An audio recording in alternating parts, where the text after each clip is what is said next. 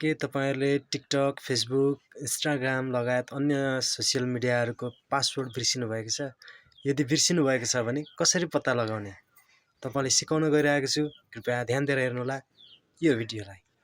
यदि तपाईको फेसबुकको password, टिकटकको password आदि इत्यादि कुराहरूको पासवर्ड बिर्सिनु भएको छ भने कसरी पत्ता लगाउने भनेर बताउन गइरहेको छु। जसको लागि तपाईले जीमेल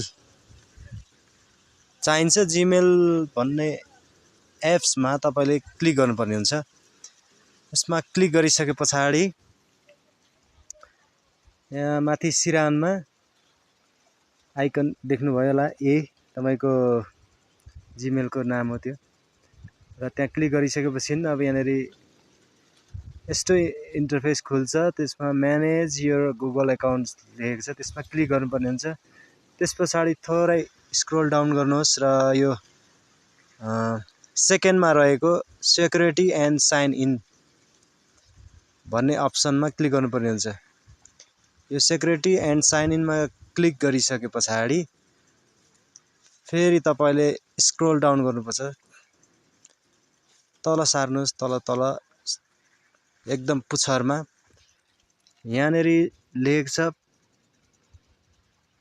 पासवर्ड म्यानेजर।